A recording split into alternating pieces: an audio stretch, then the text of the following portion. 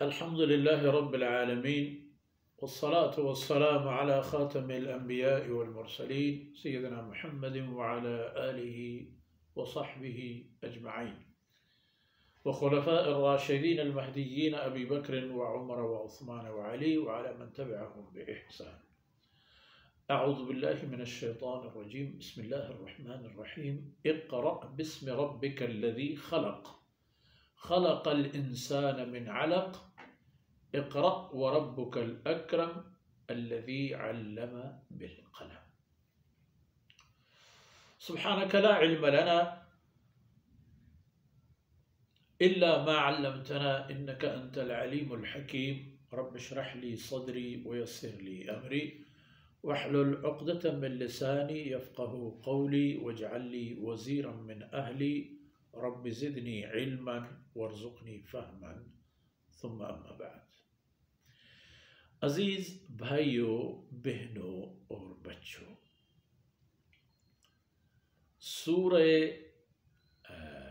علق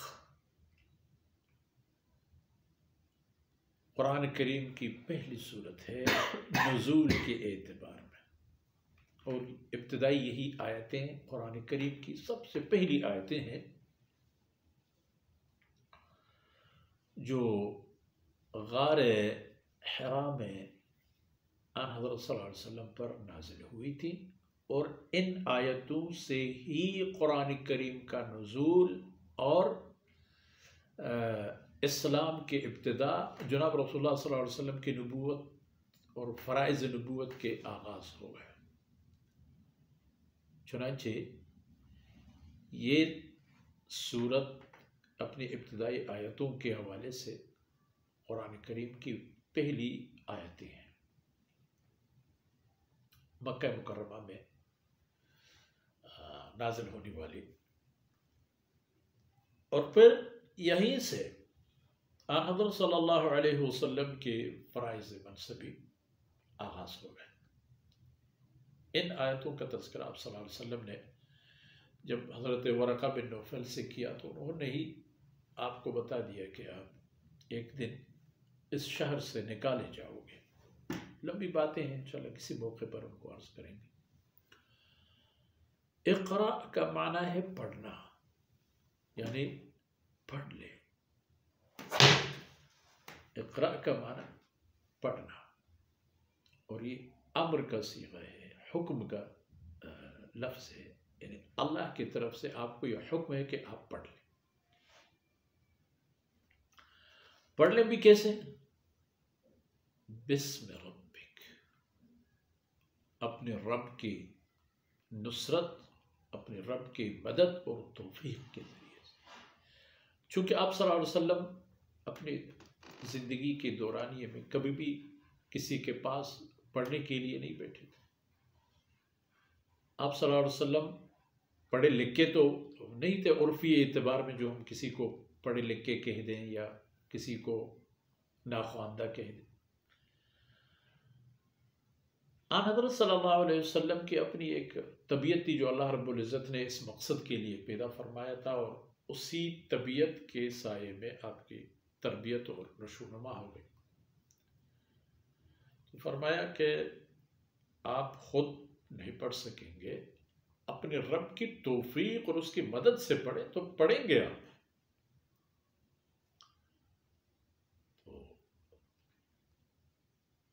دوبارہ تاکید فرمایا، اقرأ، پڑھ لے، وَرَبُّكَ الْأَكْرَمُ، اور جو رب تمہیں پڑھنے کا حکم دے رہا ہے وہ رب کرم اور کرامت اور کریمی صفات کا مالک ہے.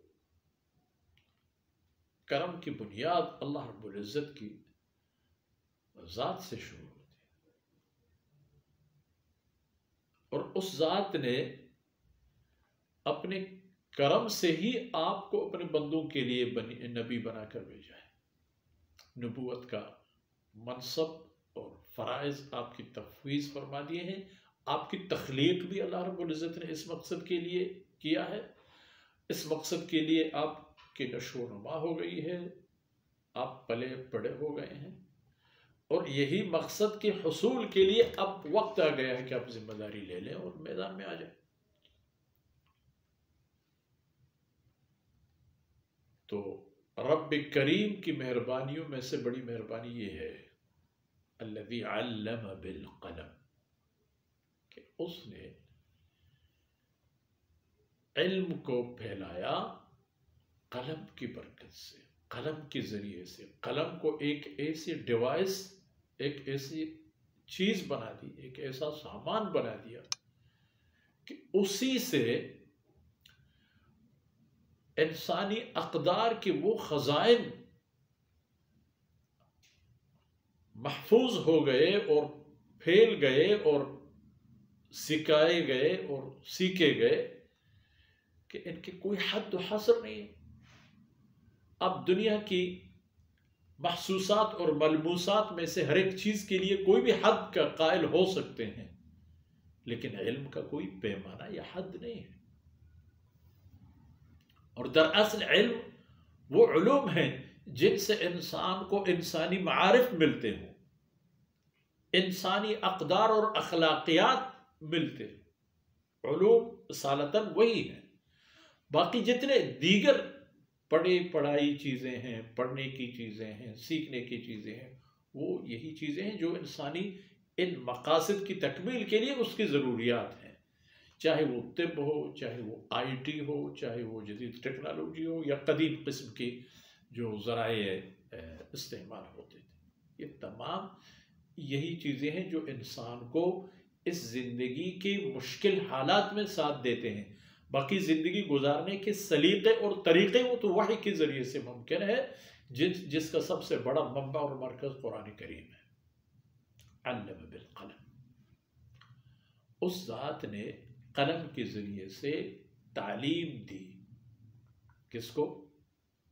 اس انسان کو۔ فرمایا اقرأ بسم ربک الذی خلق،